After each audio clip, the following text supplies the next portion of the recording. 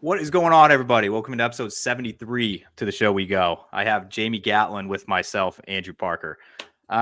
Today's episode, we're dipping into another system this offseason. I think he might be our first member of the Blue Jay system this offseason. He's a guy, we just talked a lot off air. He's a 6'8" guy, so it's a little closer to my heart. He's currently, he finished up the 2023 season in AAA for the Blue Jays up in Buffalo. It's Hayden Juenger. Now, Hayden, we just talked off air quite a bit, and I'm going to probably ask you about a little bit of that stuff again later on. But you're into spring training. You were an NRI this year. I did watch a video that the Bison actually uploaded today of you catching up with Pete, but I don't want to make you repeat yourself like what you did in that conversation, but how has spring training gone for you this year? Yeah, spring training's honestly been great for me this year. Last year was also a non-roster invite, first time, so it was kind of, last year I didn't really know what to expect. I was kind of new to everything. Just kind of didn't want to step on anybody's toes, and just I was kind of quiet, which I'm a quiet, reserved person in general, but when I get on the baseball field, all that stuff kind of goes away, and I kind of come out of my shell a little bit. But last year I really didn't, and you could tell like I was kind of just playing. I wasn't playing relaxed, wasn't pitching relaxed, was kind of stressed a little bit. This year, coming to camp, completely new year, restart. And honestly, like I said, just been great. I've been way more relaxed and just back to kind of like feeling my old self and attacking hitters and just I'm having fun again, which is always good. I enjoy being out there. I enjoy competing. So, like I said, spring training's been great. You've had a pretty successful spring, I would say. I was kind of peeping the stats. I know, like, it's spring training, like whatever, like, stats aren't really I know that you shouldn't base an opinion based off of spring training stats. Sure. I'm in that camp. I know some people do weigh a lot on it, but what kind of things have you seen from yourself? Like, have you been working on any of your pitches this spring training? What have you been working on, and what have you seen so far from yourself? Yeah, I kind of feel a flashback a little bit to last year. I had like a lot of trouble. I gave up more hits last year, and it wasn't necessarily I lowered the home runs and the extra base hits, I guess you could say, from 2022. But I walked guys last year, and so coming in like spring training this year, I wanted to focus on a couple of things, and it was just attacking the strike zone, being competitive. If they got on base, I want them to get hits. That's kind of my motto this year. Is just like get ahead. If they get on base, let it be like by they earn them earning their way on, getting a hit. Don't walk them. So really put an importance on first pitch strike, 2 out of 3. Just kind of stay ahead. But I think to credit that going forward, or even more, would be we revamped my slider a little bit. Ever since I got into Pro Bowl, I've been just like fastball, changeup, and hitters know that. Reports like use my fastball a lot, changeup off of it. Slider is good, but it had to be executed every time. If it wasn't, then it wasn't really a great pitch. So essentially, what we do is just we made my slider a cutter.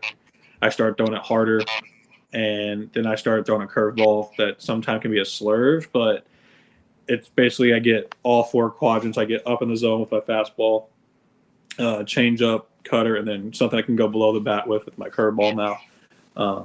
And I think what I've found is I'm not using my fastball as much, and I'm using my cutter and curve more. And what the cutter is doing is just getting 0-0, 1-0, 0-1. It's getting early contact and counts, and it's right now it's resulting in ground balls. Unfortunately, this spring training, like on the early in the camp, or early in the games, I guess you could say, I give up 3 home runs, but 2 of them were off fastballs, and it was just kind of like I didn't hit the panic mode, whereas before I would get all kind of worked up. It's like, man, I'm giving up home runs. Why am I going with these home runs? And in reality, it's just like, hey, it's it's early in spring training. You're trying to get your feet wet. They're trying to get their feet wet. Like, I don't want to walk guys, so I'm challenging them. But now we're later in a camp where it's like, okay, if it's 2-0, 2-1, 1-0, I'm not. They're not fast. It's a fastball count, but I'm kind of just pitching backwards, if that makes sense. Which I think pitchers need to do anyways to get hitters off their fastball. So I think that's kind of where I'm at right now with it. I'm getting into good pitchers counts, but I'm using my cutter and curveball in different situations than I would in the past. Well, I didn't really have a curveball, but using it differently. So that I'm curious about something. I haven't had the chance to like look it up either, but I did see that over the past 2 years, last year in Buffalo and then the year before, which I did pick up from that interview with when you were being interviewed by Pete there with the Bison, that you came in like over 50 times, which it was like a record or something coming out of the appearing Yeah. there in Buffalo. But it says on here you've made I think you made 17 starts in New Hampshire in 22, Yeah. and then you made 5 starts. I don't know if that was just being an opener at all. I'm not. I haven't looked into that, but Yeah. Was it being an opener? So basically, what happened was I got drafted as a reliever out of Missouri State. 21, they were like, hey, I mean, in 2021, I only threw 20 innings in college. So wrapping up my college career, I only with COVID because of COVID in 2020, I think I threw 87, 86 innings in my college career. So, some guys are eclipsing that in 1 year as a starter. So to be drafted where I was drafted at and, kind of have the path I've had, I've been pretty grateful for it. But with that all being said, they drafted me in 2021. I was like, hey, just go out and play, and you're going to go to high A. You're just going to pitch 2 or 3 times a week, 2 innings, and that's going to be it. Or like 2 innings each outing. That's going to be it. Don't take too much stock into it. And I was just like, all right, whatever. I'll go out there. And so I'm sitting there in Oregon, just sitting, hey, I'm going to throw 2 times this week. Whatever happens, happens, and little did I know I was going to do what I did for the month and a half I was there. Fast forward coming to spring training in 22, they were like, hey, we think we're going to start you. And I was like, okay, see if you can do it. Little did I realize it wasn't really like, at first we were like planning on me being like a full-on starter, but then they're like, I think your stuff plays better if we just use you in like this bulk term role where it's, hey, you could go 4 innings, you could go 2 innings, you could go 5, you could go 3. And so in Double A, I was essentially starting, but I would only go 3 to 4 innings max. So that's if you go back and look at it, it's a lot of 3 or 4 inning outings. But that was more so just for me to get innings because I needed to get innings. Like they're like, you have good stuff, but we did like for your development, it's just face hitters and whatever happens, happens. And then when I got to Buffalo, it was still kind of the same thing, but where the Blue Jays were at in 22, it was kind of like in the big leagues. I'm saying before we made a couple of trades, like our bullpen depth wasn't great. And so they're like, we'll see, yes, I'm still 21 at this time, but it was like, hey, like you're having a pretty good year. Move you to Buffalo, and you kind of do the same thing in Buffalo, still pitch well. And it was like, hey, maybe you'll find yourself, move it up, whatever happens, happens. So I still kept throwing those roles, made a couple spot starts. And then last year it was just, we had 2 starters and I was kind of that same role. And they're like, hey, you know what? You're going to open for us, go 2 or 3 innings, whatever. Okay. Yeah. I didn't even, like I said, I didn't look into like the game logs or anything to see like if it were like 3 inning outings or whatever, but that makes a lot more sense. So coming into camp in 24, did they not like that they would lay out an expectation with you, but is it more of a thing where it's like, okay, like you're not going to be used like as an opener to get innings type thing? Like you're just strictly going to be used out of the bullpen? Yeah, I think this now going forward, I think it's going to be more. I'm not going to rule it out that I might not open if the opportunity arises. Because I told them, I was like, I don't really. I'll do whatever you want me to do. But at the same time, it was more like, hey, I think it's going to be 1 to 2 inning outings, 3, or if it's 1 inning, it might be 3 to 4 times a week, mix in a 2 type thing. But definitely more like reliever type role than starter or opener. We say that now, and then come 2 weeks from now in Worcester, I'll see you start the game. Yeah, right. I'll come up to you and be like, man, we just talked about this. But, yeah. Jamie, I'm sorry, I've been hogging the mic here. I got to text our good pal Sam Weber to see if he's got any good gossip or juice on Hayden. So you can take the mic for right now. That's good. That kind of leads me to my question. So I got 9 save opportunities in the minors. How'd you like, being in the closing role, especially compared to, like you said before, having kind of a bulk role too and kind of having different roles in the bullpen? Yeah, I mean, I think for me, it fits my mentality a little bit. I have this bulldog mentality on the mound where I want to be in the high stress, high pressure situations, and like I was in college, so I think that's something that the Blue Jays knew that they knew I could handle it. Um, and I think for what the Blue Jays wanted me to do, and they've been honest and upfront with me, was they just want me to see me do everything, and that way, if the time comes where they need something and the opportunity arises for me to be in the big leagues, like it's not a shock when I'm, obviously I won't be closing right away. Like I'm not saying that, but it's one of those where, hey, if you need to pitch in the second inning or you need to pitch in the ninth inning, you're not naive to either situation. And it's, you've been there before. Whereas sometimes these guys go up, what I've seen or what heard from what they've told me or players have told me is, you got a closer in AAA. And then all of a sudden you get called up and you're not closing anymore. You're coming in the fourth or fifth inning, and it's a completely different situation. The game's completely different versus, the ninth inning in Buffalo, which you can never prep for what it's going to be like in the big leagues, no matter how many times you try. It's just not the same from what I've been told. But, from being in that situation, they're trying to get me to where I can handle any situation. And I've been there to some extent, if that makes sense. But like I said, I mean, I like closing out games. I think it's great for. I think every pitcher should try it at least one point, because it definitely. I will say, when you go from playing high school baseball and whether you're playing, Class 1A, Class 5A, 6A, whatever it is, it's a lot different to get those last 6 outs than it is to get 21. It's hard to get, 27 outs than it is to get 21 outs. Yeah. Did you have a walkout song for that? The few chances that you got for it? Yeah, I mean, I have the same walkout song every time. I've had it since my freshman year of college, and it's "Loud and Heavy" by Cody Jinks. I'm a huge country guy. I love country music, and it just kind of fit, as a closer. Like we were in my freshman year of college, a couple buddies were like, I think it fits you a little bit because it's just right off the rip. It's an upbeat country song, and like a lot of people don't really know it. And it's one of those it's definitely a closer type song where I just kind of carried it over into Pro Bowl. Yeah, we've had a couple kind of closers on the show. I always love asking guys that, just because I feel like it's something so unique to that person. It's even though it's just like 30 seconds, everyone has their own kind of thing that puts them up for whatever reasons. And I think you can go around and look at the closers, but there's an edge to them all. There's something different about each one. Like we're a little bit of psycho. I'm not gonna lie to you. Like we're some psychos out there. Yeah. So I was wondering, going back to when you were drafted, how do you say you've changed as a pitcher during your time in the Blue Jays system? I would say I learned how to pitch more. In college, I was successful. Missouri Valley Conference is a good conference. By no means is it a cakewalk. Hitters are good, pitchers are good in that conference, but I had a good fastball and I had a good changeup, and I called it a slider, but I didn't know what it would be. It was just kind of something that moved the other way. It wasn't great, but I got away with just blowing heaters by guys and then mixing in off speed pitches. Right.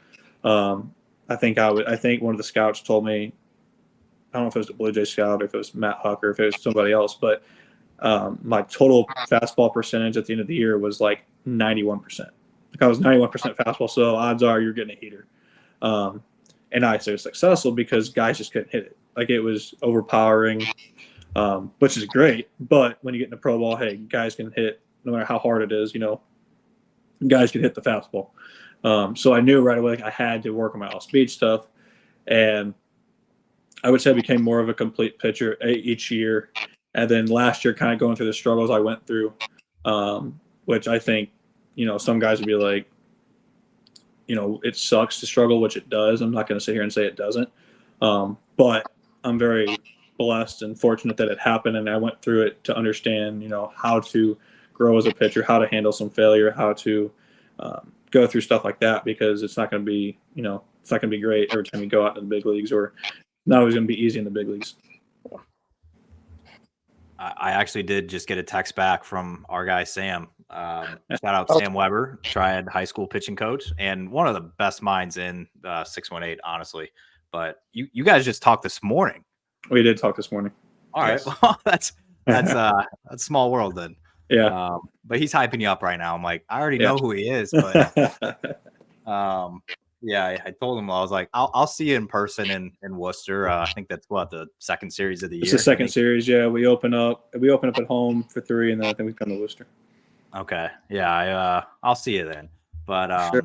I was thinking about something too, and I'm feeling like we were talking off air a little bit about some of the guys like coming through, and you were like, oh well, Tanner Houck was 2014 grad, so he was like a senior. I was in 8th grade. I'm like, holy cow, like I'm a year older than him, so I'm pretty ancient compared to you. I did see the year you were born. It was 2000, Jamie. That's that makes now us I feel old. I felt a lot older than I did like 20 minutes ago.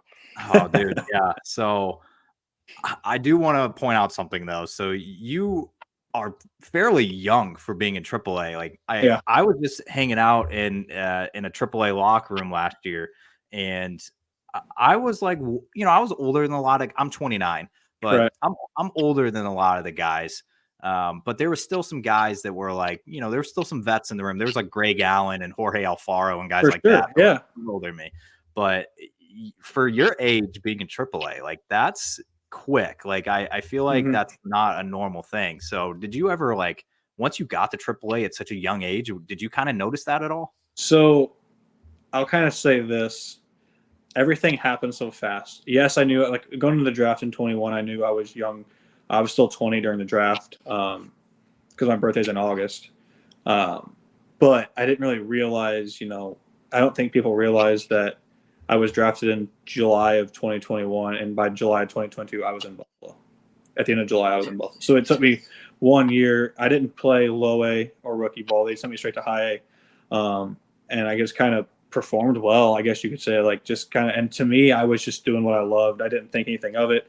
I didn't view it as a job. It was, hey, I'm going out, getting to do what I love to do, play baseball as a job. Go have fun with it. 2020, and then Double A, kind of the same thing. Like that Eastern League, there was a lot of guys that were 20, 21, 22, 23, but we were like, there was a lot of guys that were younger in that Eastern League in 2022. But then when I got moved up to AAA, I was still kind of, I would say I was a little naive of it a little bit at first, because I was like, oh, it's just, hey, you're a step away from the big leagues, but hey, at the same time, you're just playing baseball, so you're having fun. I remember actually pitching in Worcester for the first time, my first at bat, or my first guy facing AAA in Buffalo was Tristan Casas. And so it wasn't weird because Casas graduated high school in 2018. So it was like, hey, I'm at the same level as these guys that got drafted in the first, second round out of a high school, same draft class. So to me, it wasn't necessarily weird, right? But I think the first weird one was when we played Syracuse in 21, and I faced Dominic Smith. And it was just knowing that, like, hey, this guy's been in the big league. Like, he was like the first big leaguer that I had faced that had time and to my knowledge, some substantial time in the big leagues. Had a really good rookie year, I believe. Stuff like that, right? Whereas like, okay, like this guy's he's a big leaguer, and I faced him. Then and it just started popping up. It was like, okay, big leaguer, big leaguer, big leaguer. I was like, okay, this is reality now. But no, I mean, I think for me, I was just kind of taking it all in, and I knew as a young guy, like, especially in your first year in AAA or first, couple months, you just don't talk, keep your mouth shut, listen, just kind of go out by your business in a professional manner. You earn the respect of the vets, and that's kind of what happened. Like, I'm not a loud guy by any means, keep to myself. So I think from that aspect, it was nice. But the Blue Jays also had a really good group of guys when I first came up that kind of took me under their wing, especially from spring training. I wasn't in big league camp, but I had played with a lot of them once they either come down from big league games, or I was in the AAA working group in 22, or in spring of 22. So I knew a lot of them.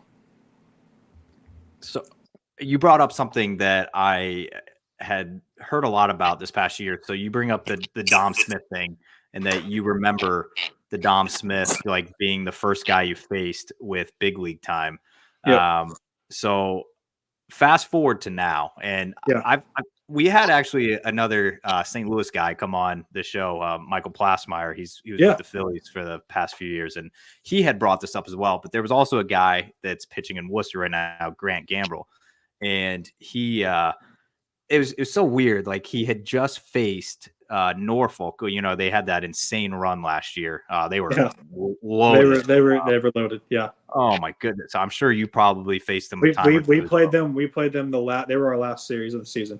So we Okay. played them when they were loaded with their prospects. Yeah. So I think they were in Worcester I think they may have been in Worcester the series before that.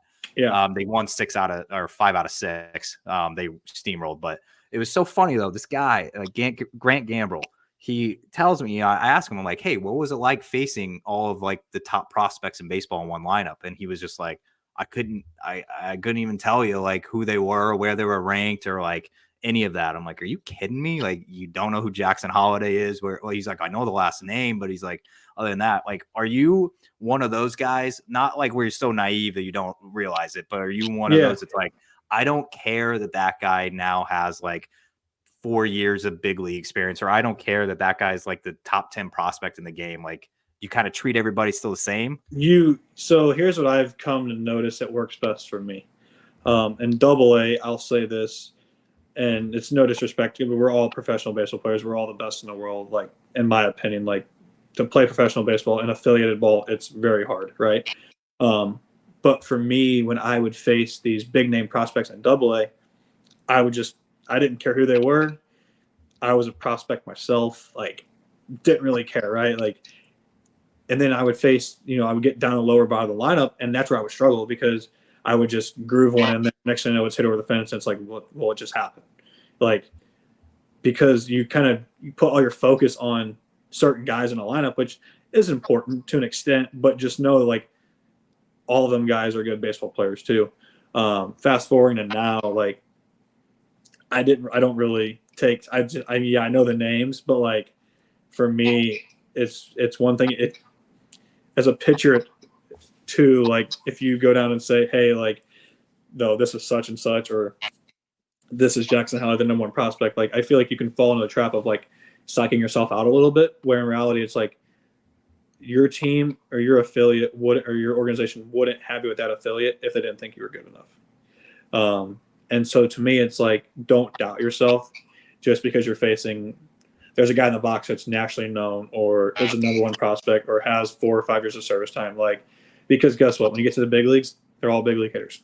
No matter if it's, Acuna, Vladdy, whoever, Bryce Harper, Mike Trout, it doesn't matter. Or if it's a utility guy, like he's still a good baseball player because he's in the big leagues, right? So you still have to make your pitches. And I think that's where a lot of guys go wrong is they psych themselves out a little bit because you get you kind of put yourself in this hole where it's like you put these guys on a pedestal. In reality, they're just baseball players, just like you. And yes, they've had a little bit more success, and they've had this name to them. They've been, the media's following them around, but at the same time, like you're still just as good. You're a professional. You're a major league baseball pitcher. Like you're a major league baseball player. You're a professional baseball player, just like they are. So I think for me now, I'm kind of by the kind of fan, following like a fantasy of who it is, if that makes sense. Yes, you still have the wherewithal. I'm pretty good with like knowing who's hitting, and like I faced Jackson last year. Great kid, great baseball player. But it was one of those like, okay, like, hey, like it's just another hitter in terms of like, don't psych yourself out because it's Jackson or because it's Connor Norby or Kobe Mayo or Stowers or whoever it may be in that lineup, or you face a guy that has big league time. Like it's just another hitter. Like you can't. To me, that's how I do it.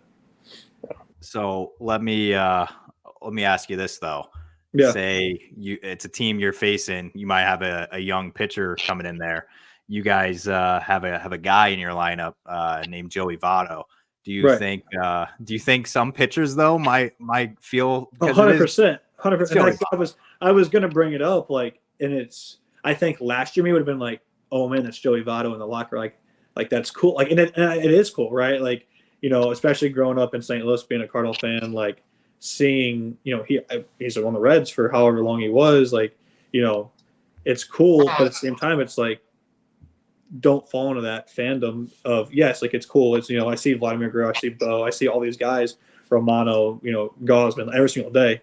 And now I have a good relationship with them to where it's just, they're teammates now, right? They're not to an outside fan. It's, oh my gosh, look who it is. To me, it's just, hey, it's like, he's a teammate of mine, good friend, good buddy. And it's one of those things that you look at, but I can definitely see where, like, younger guys, especially in the game, are like, oh, it's such and such that's been around for a while. And I think it's granted for the respect they have, for how long this game's hard. And when you get guys that have played for 10 plus years at a high, and it's not, they never fall off. It's year in, year out, they're putting up these numbers.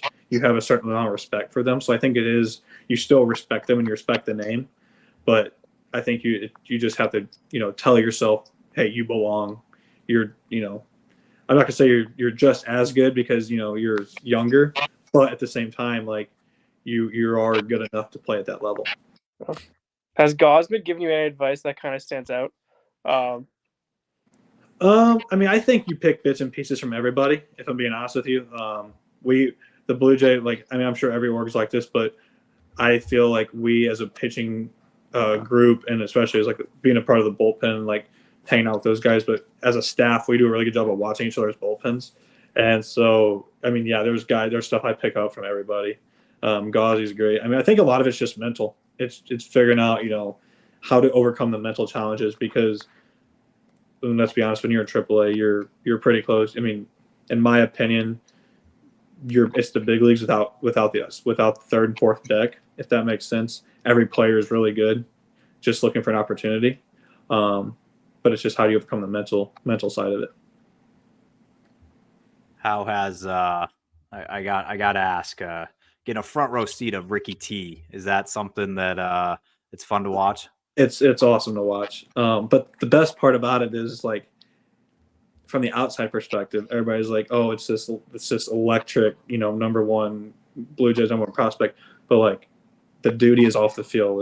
He's one of my really good friends. Like, we got drafted together, and I would say that's something about with our draft class. We're all very close. Like, our lockers are right next to each other in spring training this year. So, like, I talk to him. I literally talk to him every day. And so to me, it's like, that's another thing, right? It's like, to some people, it's like, oh man, this is, whatever number prospect he is in baseball, the number one Blue Jays prospect. But to me, it's just like, oh yeah, it's Ricky. Like, Ricky's just doing Ricky things. He's going through throwing a baseball, doing, here it is, 95, 97, 98, 99, whatever, with a 6 slider and changeup. Like, he's going to be really, really good.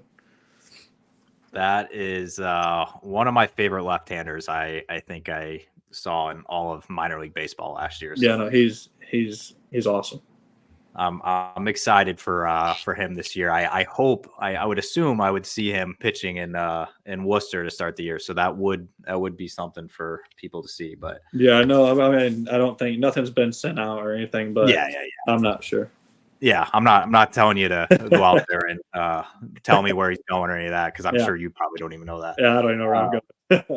All right, Jamie, I have some speed run non-baseball related questions, if unless you have something before I dive into these. Yeah, I got 2 more baseball ones, then one March Madness / non-baseball one. But first, the final 2. If you could pick out, like, your favorite baseball memory from your career, what would it be, whether it's college or minors? I would say my first outing in professional baseball. It's a little nugget that just doesn't happen much. I used the same ball for all 3 outs. Not one foul ball. There wasn't a foul ball. Well, we play on a turf field, so, like, umpire, like, I struck.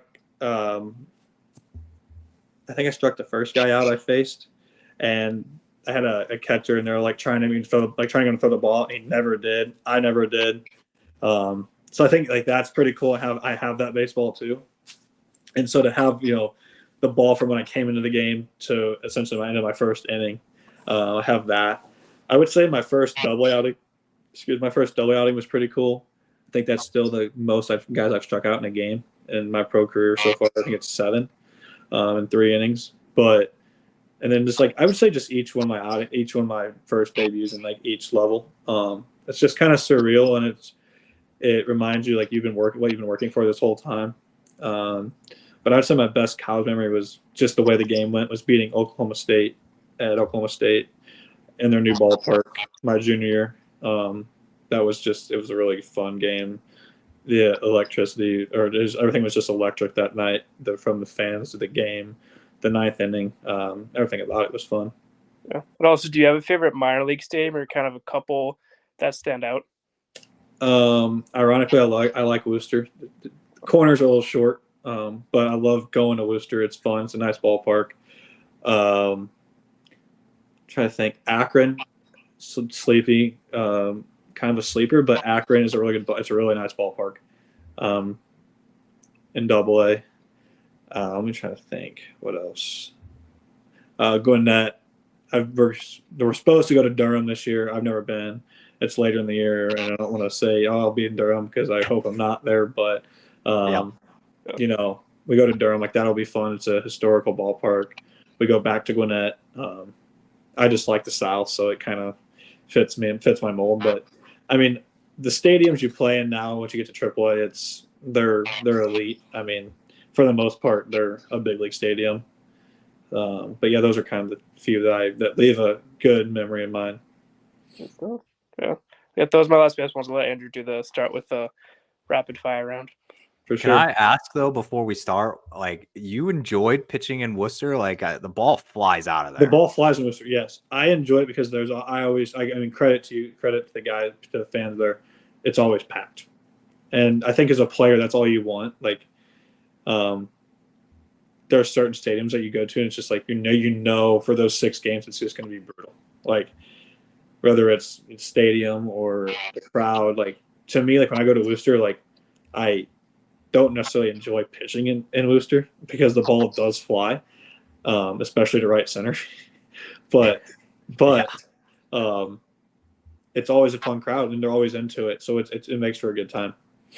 Okay, there is some good news for you though. They are building, or they have built, a hotel out in right center. Okay. And I've heard from little birdies at the stadium that it's going to alleviate some of the wind going straight over that Worcester wall, that it's not going to pick up as much because there's a big hotel now blocking. Big hotel in right field. Okay. I mean, hey, it is what it is. Everybody, it's not. Everybody knows it. It's not like I wouldn't say it's one of those things where, I'm not. I don't hate it. Like, because you're gonna I mean, to be honest, Buffalo, usually the wind's blowing in. It's a hard park to hit home run in. It really is. Yeah. There's pitchers parks, there's Harris parks, but no, I like, and it's a nice ballpark. I mean, I'm not gonna lie, it's a really nice ballpark. Yeah, I felt bad. I hyped it up to our friend Mike Glassmeyer, and he proceeded to give up one of the longest home runs I've ever seen in my life to Bobby Dahlbeck last year. One, I will say, that's another sleeper one, is Lehigh. I like Lehigh too. Okay. It's a good ballpark. I want to go to Charlotte. I don't know if that makes your list, but it's up there. See, you talk about Worcester being a hitter's park. I heard Charlotte's a hitter's park.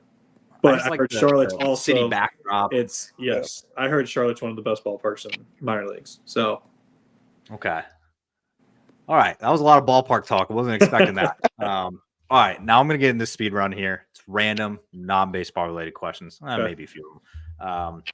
I need to know what's your favorite movie of all time? Either the hockey movie Miracle about the Olympic team. I probably watch that about 6 times a year. Or I'm a big Moneyball fan. I love baseball. Ooh, yeah, love Moneyball.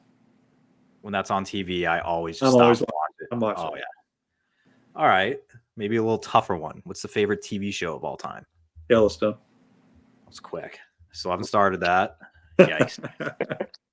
I know you gave Jamie your ideal walkout song earlier, but has there been a song stuck in your head in spring training at all, like on repeat? Anything Riley Green. I'm a huge Riley Green fan, so I've been rocking out to that album, or albums, I guess I should say, or Luke Combs. But yeah, Riley Green and Luke Combs. All right, you're a young guy. So I'm gonna adjust this because usually we have a lot of 25, 26-year-olds on the show. Yep. But so by the age of, let's say, 28, you Yep. want to have accomplished what? Hopefully, obviously, hopefully being in the big leagues and being, I would say by the age of 28, want to be in my third or fourth year in the big leagues. But most importantly, probably have a house and some land that I own. Down in Southern Illinois? Probably not Illinois, but down south. Good man. All right. So if there was one rule change that you could change in minor league baseball, what would it be? ABS gone. I was quick with it. Okay. Not baseball, right. but that's just me. Okay. Favorite athlete outside of baseball? See, this is tough because I get the old. I'm a huge Jordan fan. Love LeBron though. But honestly, like Bo Jackson. I know he played baseball too, but to do both, yeah, I know him for football. It's tough. It's tough. Yeah, I know him for football at Auburn. That's like where he's like. Yeah. That's just yeah. I'm with you on that. All right, so I need a weird, what is one of the weirdest baseball superstitions you've had, or maybe you've seen teammates do in the locker room in professional ball? Let me think about this. And if it's somebody else, don't obviously say their name if you don't want to. Right? Yeah. No. I don't say I don't really pay attention to anything superstitious. To be honest with you, I have a weird superstition. It's not. I think it's funny. It's not really weird. I rotate gloves if I give up a home run. So ironic, I know. Give up a lot of them, and I'll just keep if I go out there and I'm pitching well, I'll keep the same glove until I give up a home run, and then I'll switch gloves the next outing. I never step on. I'm not superstitious. It's just something I've always done my whole life growing up. I don't step on the foul line before the game. I always jump over it every single time. No rhyme or reason to it. Not like you shouldn't step on the line. I don't know. I just always jump over it. Even when I'm walking off the field, I always hop over it. If I'm pitching, I hop over it. But yeah, that's I would say those are my kind of superstitious, but things I do. I also do it with cleats. If I pitch well in cleats, I'll wear the same cleats. So are you allowed to wear that pair of cleats or glove again in the same season, or once you give it up, I can't use it for the rest of the year? No, I can use it again. Okay. All right. I don't cycle through. I'm not, I was like, holy cow, I'm not that crazy. I don't go through that much stuff. Okay. I'll just cycle through the gloves. Yeah, no. Okay. I didn't know if you were hey, I gave up a home run with that one. That one's got to go home to mom and dad or something. No, or it's got to do something all right. I figured, just wanted to ask. Yep. All right. What's a guilty pleasure of Hayden Juenger? Oh, Chick-fil-A, if that's one. I love me some Chick-fil-A. Man, that was a question later on that you just already preluded to there. Where does Zaxby's rank? Is that on the top? I like it. They don't really have them. I don't really have them at home. It's Chick-fil-A or Cane's. Okay. Well, it's fair. They have them in Springfield. They have them in Springfield, but they just built a Raising Cane's in Springfield, and let's just say Raising Cane's definitely is over Zaxby's in Springfield. That place was popping the whole time. All right, man. I'm a Zaxby's guy. That was the right answer. I've asked everybody that question that's come on the show this offseason, and Zaxby's is never getting love, so it's okay. No, I do think it's good. I will say I do think it's good. But okay. That's what I had more times than not my freshman and sophomore year before COVID hit. If I didn't want Chick-fil-A, I would go to Zaxby's. But then they built one in 2021, and it was just more convenient, closer. So, see, they had 2 Zaxby's in Columbia, Missouri, so that's where I was going nonstop. So, right. That actually leads me into my next question that I'm going to put you on the spot a little bit. Yep. Why Missouri State and not Mizzou? So, ironically, I wanted to go to Mizzou my whole life. I love Mizzou. I didn't know this. Until my junior year, we were facing Edwardsville. I had a couple offers. I had SIUE, SLU, kind of like the local schools around 618. And then that day, particularly, I had Mizzou, Missouri State, Illinois there to watch. Mizzou had told me all these things, and this coach is now in a different school, but I'm not going to name it. However, they were like, they were telling me one thing, and then I pitched. I wouldn't say I pitched great, but I didn't pitch bad by any means. And it was just one of those things where I got offers from Missouri State and Illinois, and I never heard from Mizzou again. So don't hold anything against them. Whatever, they can do what you want. I don't care. It is what it is. But when we played Mizzou, I was like, you know what? No, like I took it personal. Whatever. Am I over it now? Absolutely. I don't really care. It doesn't bother me. But back when I was in college, I was like, oh, this is personal, blah, blah, blah, whatever. But no, I mean, that's kind of why the offer was from Missouri State was really, really good. And it was close to home. And my mom and dad, I wanted my parents to be able to come and watch, family come and watch. So, yeah, that's kind of why I picked Missouri State.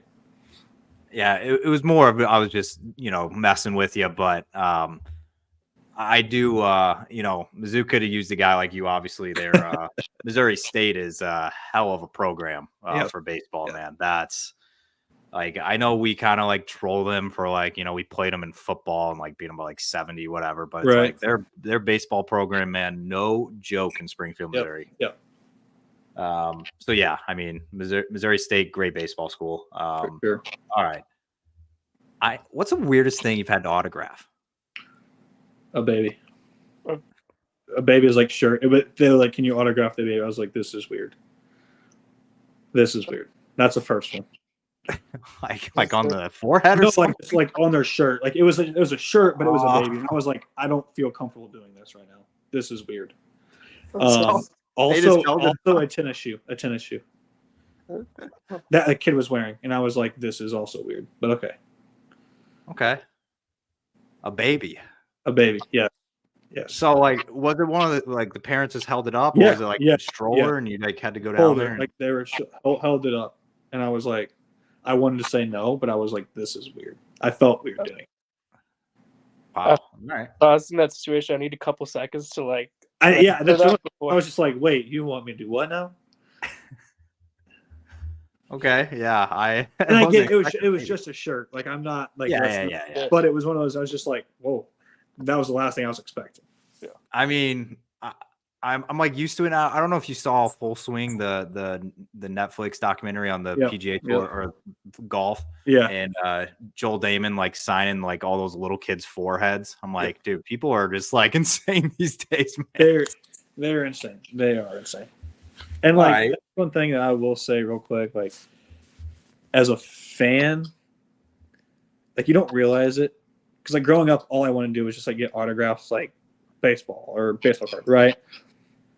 I never once thought, hey, sign, this or that, like whatever. But for me, like once you become a professional athlete, it's like fans are insane, and it's truly like crazy how insane some of these people are. Oh yeah.